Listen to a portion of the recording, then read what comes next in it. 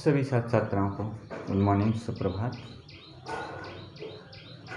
आप सभी लोग प्रतिदिन हमारी इस ऑनलाइन ई टीचिंग की क्लास आप ले रहे हैं और कुछ ना कुछ सीख रहे हैं।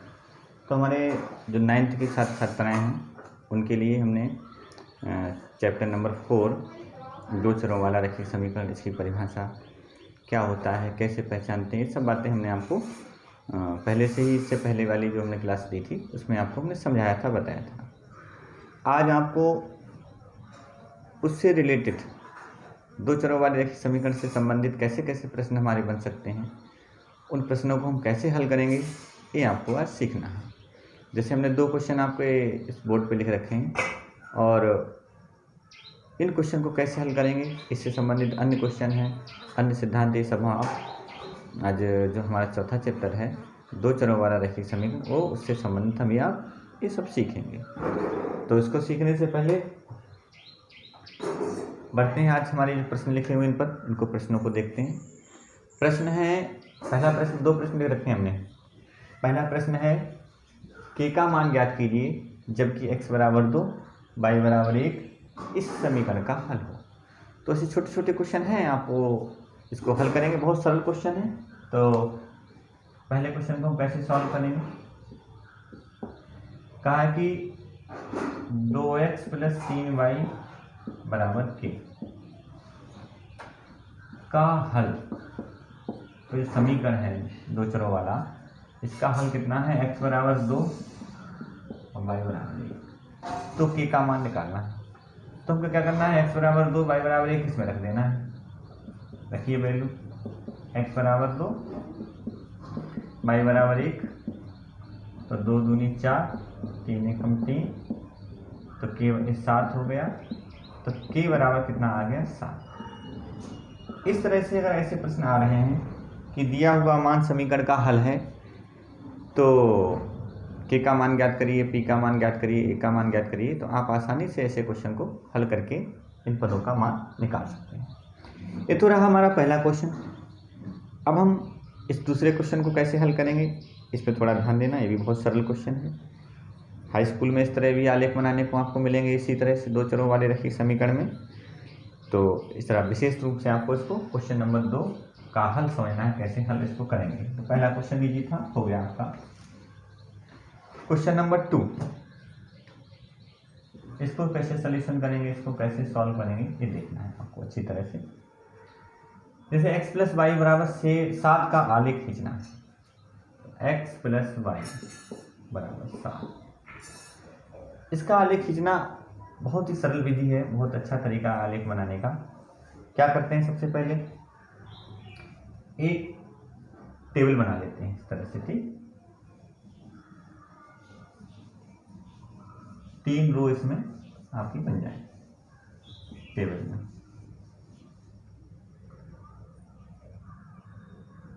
एक कॉलम में x लिखेंगे, एक कॉलम में y और दूसरे कॉलम में निर्देशांक लिखते हैं x, y।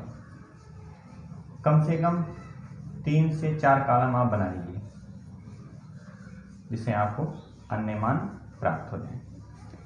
करेंगे क्या हम, ये दिया हुआ हमारा समीकरण है x + y बराबर, यहां से हम क्या करेंगे, y की वैल्यू निकाल लेंगे, तो 7 - x हो जाएगा। अब क्रम से क्या करेंगे, इसको हल करके देखेंगे। जैसे मान लिया हमने x बराबर क्या रख लिया, 0। x बराबर कितना लेने हैं, 0 ले लें। तो देखेंगे जब x बराबर हमने 0 लिया तो यहाँ 0 रखेंगे, तो y बराबर कितना आ जाएगा, 7। कितना आ गया, 7 आ गया, 7 मान। इतना चाहे तो आप रब में भी कर सकते हैं, इतना वर्ग। दूसरा, अब यदि हम y बराबर 0 ले लें, तो इसी समीकरण को लिख रहे हैं, y की जगह 0 लिख दिया, तो x बराबर कितना आ गया, 7 आ गया, 7। तो x बराबर 7 आ गया, ठीक। अगला मान निकालते हैं। चलिए यहाँ पर इसको यहाँ हल कर देते हैं नीचे। जैसे ये इतना आप काम चाहें तो रखते कर सकते हैं।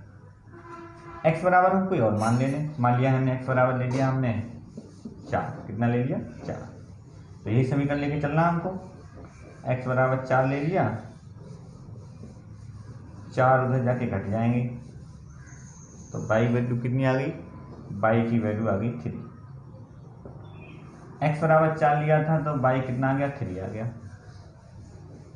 अब यदि हम पुनः, अब मान लिया हमने y बराबर 4 ले लिया, तो x प्लस 4, यहाँ 7 चल रहे हैं आपके, 7 में से 4 घटा दिया 3 आ गए, तो x की वैल्यू कितनी आ गई, अब 3 आ गई। इस तरह से हमको क्या हुआ, ये सभी जैसे x का मान लिया तो उससे संगत हमको y मिल गया, अगर हमने मान लिया संगत y का मान लिया तो उससे संगत हमको x का मान मिल गया। तो हम जैसे जैसे हम मान लेते गए हमको ये मान प्राप्त होते गए। अब हम क्या करेंगे, इसके निर्देशांक लिख देंगे, 0,7, 7,0, 4,3, 3,4 लिख दिए निर्देशांक। निर्देशांकों को लिखने के बाद में अब हम क्या करेंगे, इस ग्राफ का, दिए हुए ग्राफ का आलेख बनाएंगे। तो इसका आलेख कैसे बनेगा, हमारा आलेख बनाएंगे तो देखिए सबसे पहले हम क्या करेंगे, अक्ष बनाएंगे, एक्स अक्ष और वाई अक्ष, सब आपको पहले समझा चुके हैं। ठीक, जो ऊर्ध्वाधर लाइन होती है खड़ी लाइन उसको वाई अक्ष बोलते हैं, क्षैतिज लाइन को क्या बोलते हैं, हम एक्स अक्ष बोलते हैं। दोनों अक्ष जहाँ पर काटते हैं उसको क्या बोलते हैं, मूल बिंदु बोलते हैं। और इस मूल बिंदु के निर्देशांक क्या होते हैं, 0,0 होते हैं। ठीक है, मूल बिंदु ये होता है मूल बिंदु।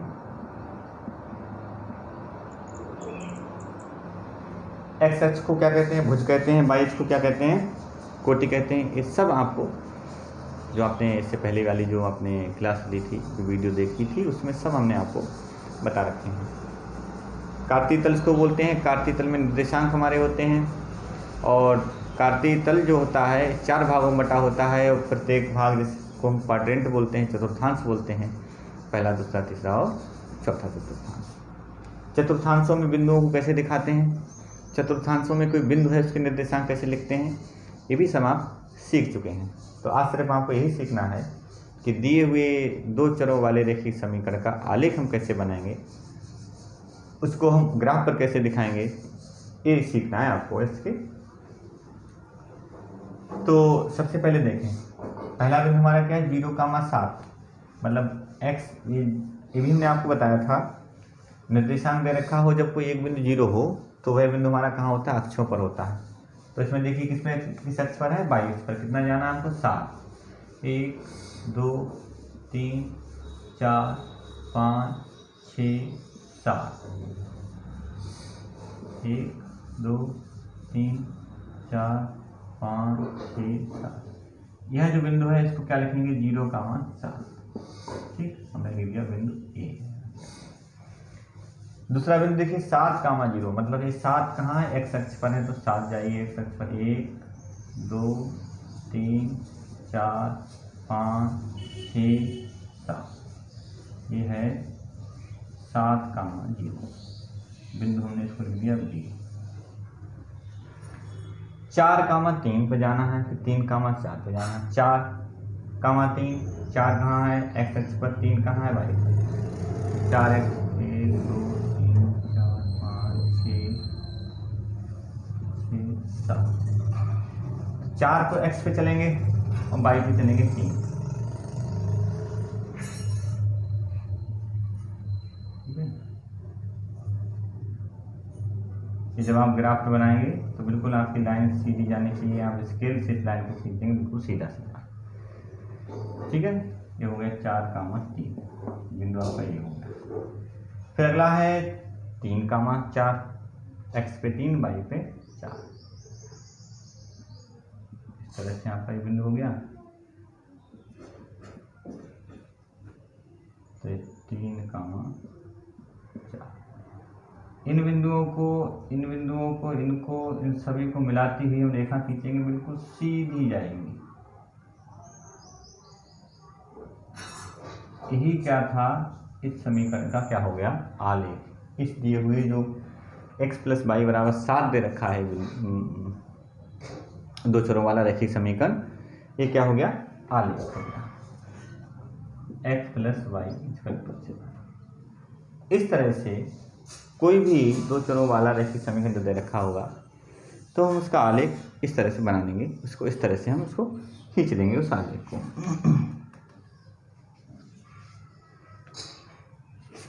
दूसरा,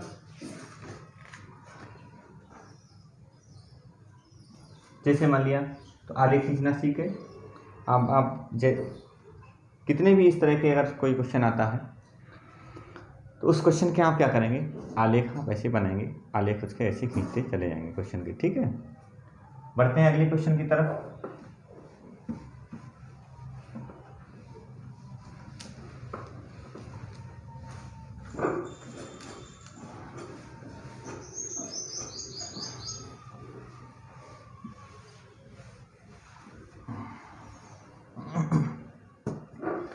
अगला क्वेश्चन है हमारा, यदि बिंदु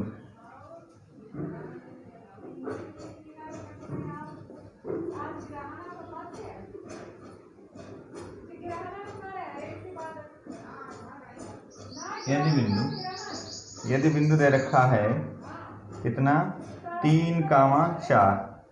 बिंदु कितना है, 3,4।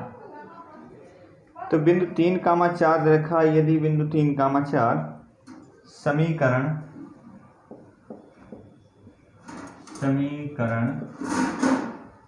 बिंदु 3,4 समीकरण कौन सा समीकरण है, 3y बराबर ax plus 7। 3y equal to दे रखा कितना, ax प्लस 7 की आलेख पर स्थित है तो a का मान ज्ञात कीजिए। तो a का मान ज्ञात कीजिए।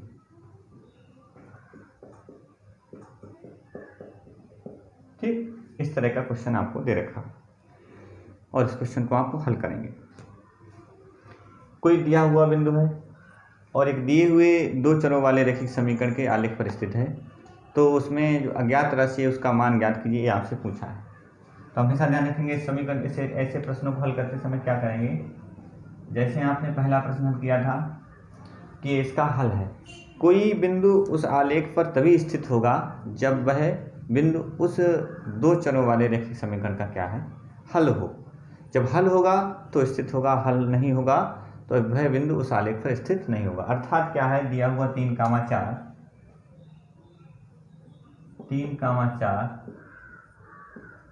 समीकरण, कौन सा समीकरण, 3y equal to x plus 7 के आलेख, ठीक है, आलेख पर स्थित है। इसलिए, ठीक है, इसलिए क्या होगा, यह क्या है, 3,4 समीकरण का हल है तो संतुष्ट हो जाएगा। तो इसका मतलब x बराबर 3 और y बराबर 4 समीकरण में रखने पर, तो 3y की वैल्यू हम 4 रखेंगे, a इंटू x की वैल्यू 3 रखेंगे प्लस 7, 4×3=12, 3a प्लस 7, 7 घट जाएंगे इधर आके, 12 में से 7 जाएगा, तो 12 में से 7 गए तो कितने बचेंगे आपके, 12 में से 7 घटाने पर कितने बच रहे हैं, बच रहे हैं 5। कितने बचेंगे भाई, 5 बचेंगे। तो क्या करेंगे आप इसको, 3a यहाँ रह गए 5।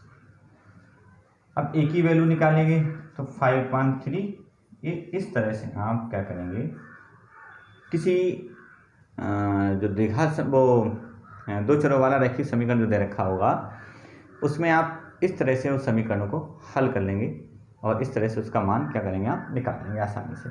इस चाहे आलेख पर बिंदु स्थित हो, चाहे समीकरण का हल दे रखा हो, दोनों की एक ही बात है। उसको इसी तरह से, इसी मेथड से हम हल करेंगे। बढ़ते हैं अगले प्रश्न की तरफ। अगला क्वेश्चन है कि x और y के समांतर रेखाओं के समीकरण क्या होते हैं और कैसे लिखे जाते हैं, ये समझना है आपको, ठीक है।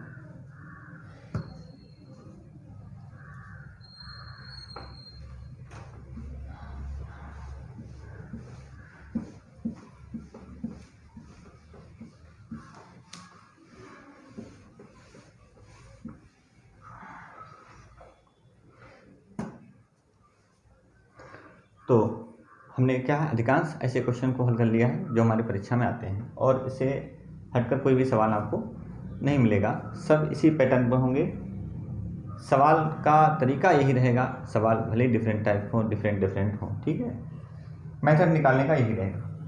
अब कुछ चीज़ें हम एक बार फिर से पूरे चैप्टर की शुरू से लेकर लास्ट तक एक बार हम आपको फिर समझा दें, बता दें। क्या सबसे पहले आपने क्या सीखा था, ax + by। कुछ बातें याद रखने वाली, इनको ध्यान रखेंगे, आपको दोबारा याद दिला दें। दो चरों वाला रैखिक समीकरण, उसका मानक रूप हम कैसे लिखते हैं, ax + by + c = क्या बन जाता है, उसका मानक रूप बन जाता है, ठीक है। तो इसको हम क्या कहते हैं, दो चरों वाला रैखिक समीकरण बोलते हैं, जहाँ a b ये सब क्या हैं, ये संख्याएं हैं, वास्तविक संख्याएं हैं। नंबर दो चरों वाला, इसको हम बोलते हैं क्या, दो चरों वाला रैखिक समीकरण। ये क्या हो जाता है आपका, दो चरों वाला रैखिक समीकरण कहलाता है।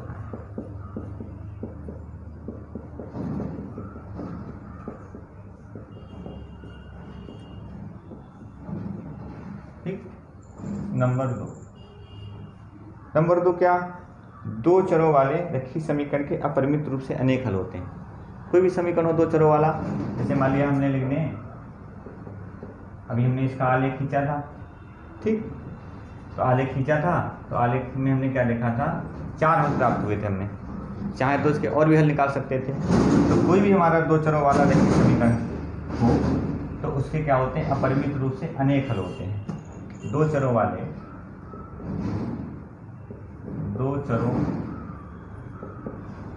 वाले रैखिक समीकरण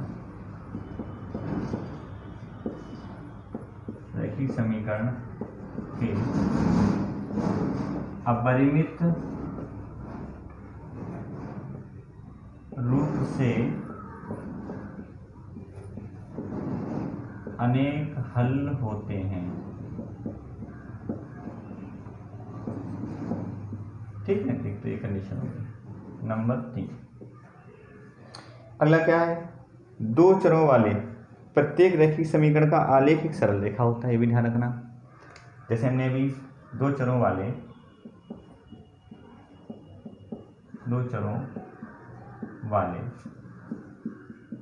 रैखिक समीकरण का आलेख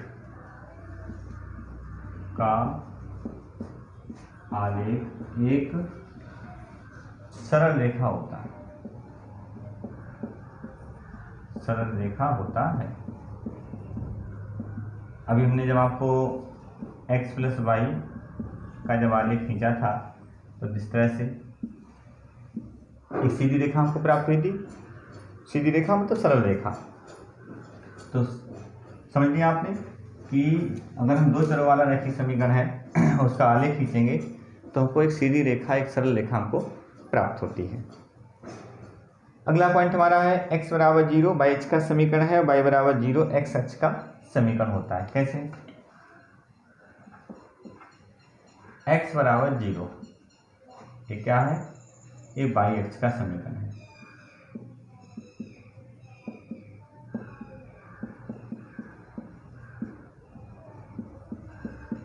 ठीक, y = 0, ये क्या होता है, ये x अक्ष का समीकरण होता है। जैसे देखिए ऐसा क्यों होता है, ये समझ लीजिए आप। ये एक्स अक्ष है, x minus x plus y plus y minus, तो एक्स अक्ष का मान लीजिए एक्स अक्ष वाई एक्स बना दिए। अब यहाँ पर देखें वाई एक्स का समीकरण है, तो वाई एक्स पर किसका मान 0 होता है, एक्स का। ये जितना पूरा दे रखा हमारा वाई, इस वाई पर किसका मान 0 होगा, एक्स का मान 0 होगा।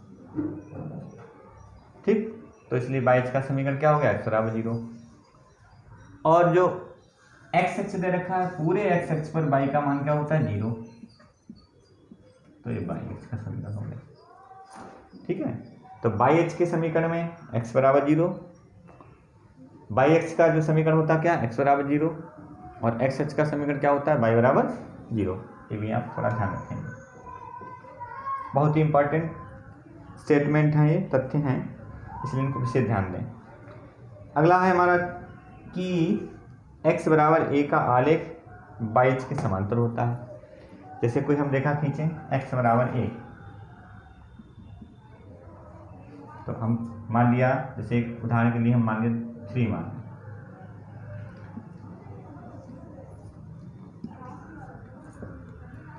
x बराबर 3, 1 2 3, ये 3 हो गया। तो देखिए इस तरह रेखा खींचेंगे आप, तो कहने मतलब ये हुआ कि x बराबर a रेखा जब खींचोगे आप, x बराबर 3 खींचोगे, x बराबर 4, x की वैल्यू जब भी आप निकालोगे उसमें y एक्स शामिल नहीं है, y निर्देशांक शामिल नहीं है, तो हम क्या कहेंगे, हम ये कहेंगे कि x बराबर a रेखा जो है y एक्स की कैसे होगी, समांतर होगी। अरे समांतर है। ऐसे ही मान लिया हम y बराबर b रेखा खींचें, y बराबर b, या y बराबर हम ले लें 3, कितना ले लें, 3 ले लें, 4 ले लें, तो y बराबर 3, 1 2 3, तो ये 3 हो गया। तो आप इससे जब रेखा खींचेंगे तो ये क्या आ जाएगी, x अक्ष के समांतर रेखा आ जाएगी। तो x बराबर a y अक्ष के समांतर रेखा आती है, और y बराबर b या y बराबर 3 ये रेखा किसके समांतर आती है, x अक्ष के समांतर आती है। ये भी आपको ध्यान रखना पड़ेगा। और ये रेखाएं कैसी होती हैं, परस्पर सरल रेखा होती हैं। अगला पॉइंट हमारा है, इसको समझ लीजिए,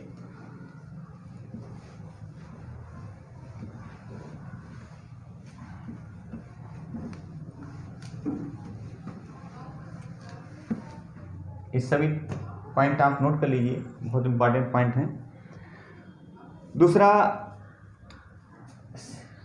7 नंबर का जो पॉइंट है, इसमें कहा y इक्वल टू mx, जो रेखा होती है y बराबर mx के प्रकार का जो समीकरण होता है, के प्रकार का समीकरण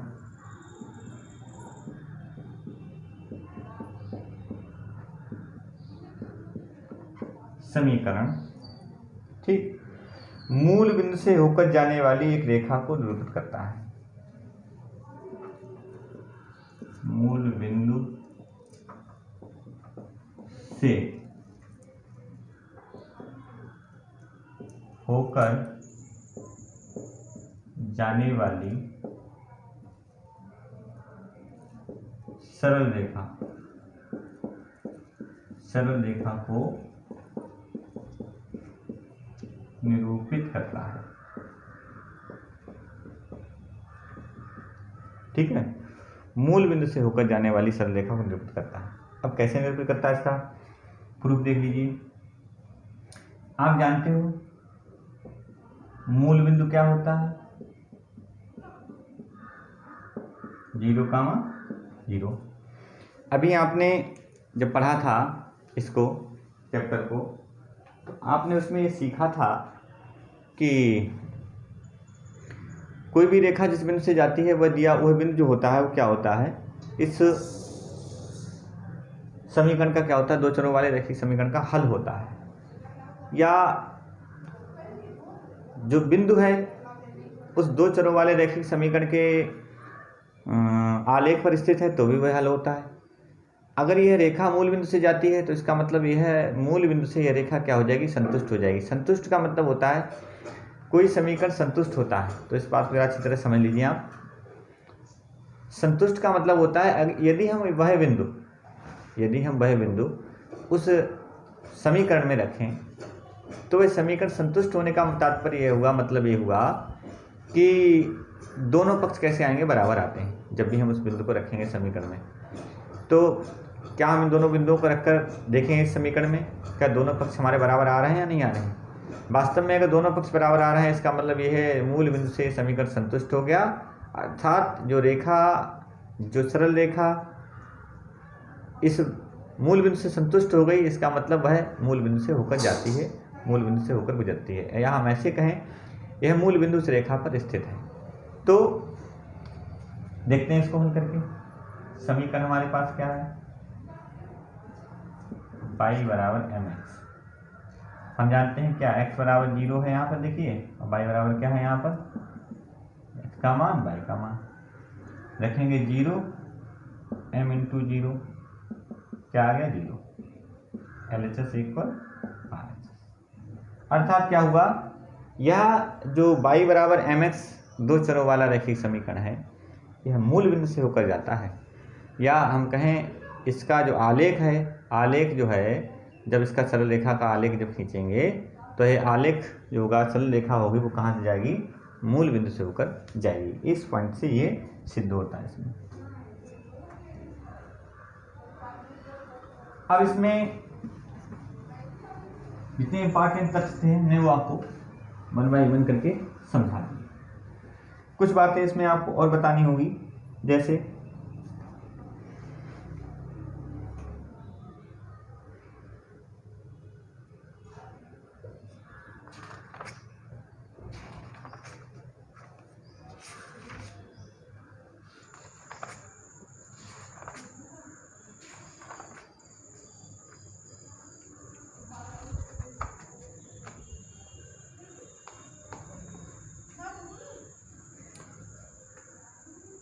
बता भी चुके हैं एक बार, फिर भी समझा देते हैं। जैसे मान लिया कोई समीकरण दे रखा, 2x = y-3। सबसे पहले आपसे पूछा जाएगा इसको, इस समीकरण को मानक रूप में बदलिए। मानक रूप में बदलकर ABC ज्ञात करो। तो आप समझ लीजिए, मानक रूप का मतलब आपको समीकरण ax + by + c के रूप में बदल लेना है दिए समीकरण को। इसका मतलब क्या हुआ है, x वाले सब एक तरफ, y वाले भी सब पद एक तरफ, और जिन पदों में x y नहीं है, मतलब अचर पद हैं, संख्याएं हैं, तो उनको भी एक तरफ करिए पहले। तो देखें 2x y-3 है, इस y को इधर ले आओ, माइनस का y हो जाएगा, 3 लाओ इधर, पक्षांतर करने पर प्लस हो जाता है, माइनस का प्लस। ठीक है, ये ध्यान रखना, कुछ पद होते हैं जैसे, इनको याद रखने वाली बात है, इनको चाहे आप नोट कर लीजिए। जब पक्षांतर करते हैं, ठीक है, पक्षांतर करने पर जो प्लस का चिन्ह है किस में बदल जाता है, माइनस में बदल जाता है। माइनस का चिन्ह है किस में बदल जाता है, प्लस में। ठीक, अगर आपका संख्या दे रखी हो और कोई संख्या गुणा में है तो उधर जाके कहाँ में जाएगी, भाग में जाएगी। अगर कोई हमारा संख्या, कोई नंबर जिन दो संख्याओं के बीच में भाग लगा हुआ है, तो भाग में जो संख्या होगी वो उधर जाके कैसी बन जाएगी, गुणा में शामिल हो जाएगी। तो पक्षांतर करने पर इस तरह से क्या होते हैं, चिन्ह बदल जाते हैं। तो अब आते अपने सवाल में देखिए, प्लस का था माइनस हो गया, माइनस का था प्लस हो गया। ठीक, दूसरा इसमें अब हमको ABC के मान बताना है। तो जो हमारा मानक समीकरण है ax + by + c = 0, इससे हम क्या कर लेंगे, इसकी तुलना कर लेंगे। तुलना का मतलब हम तोल लेते हैं। तोलते हैं क्या मतलब, जो बराबर है तो बराबर हैं, जो बराबर नहीं होते तो उनको क्या करते हैं, जैसे हम तराजू से कोई चीज़ तोलते हैं तो बराबर होते हैं तो उनको बराबर होती हैं, उनसे कोई मतलब ही नहीं। अगर कोई चीज़ एक तरफ ज़्यादा है तो हटा के दूसरी तरफ बढ़ाते हैं, उधर से कम करते हैं, दूसरी तरफ बढ़ा देते हैं, और दूसरी तरफ ज़्यादा है तो दूसरी तरफ से कम करके दूसरी तरफ बढ़ा देते हैं। तो ऐसे जो बराबर है हमारे, तो बराबर से मतलब है नहीं, x देखिए बराबर है, क्या बराबर नहीं है, a और 2, तो हम लिख लेंगे a बराबर 2। ठीक है, y बराबर है, क्या बराबर नहीं है, b बराबर नहीं है, और यहाँ पर देखिए y के आगे कितना है, माइनस है, तो माइनस तो है ही नहीं, गुणांक कितना लिया जाएगा 1 -1। ऐसी तरह देखिए c बराबर कितना हो जाएगा 3 हो जाएगा, 3 हो जाएगा। तो इस तरह से दो चरों वाले रैखिक समीकरण को मानक रूप में बदलकर हम ABC के मान बता सकते हैं।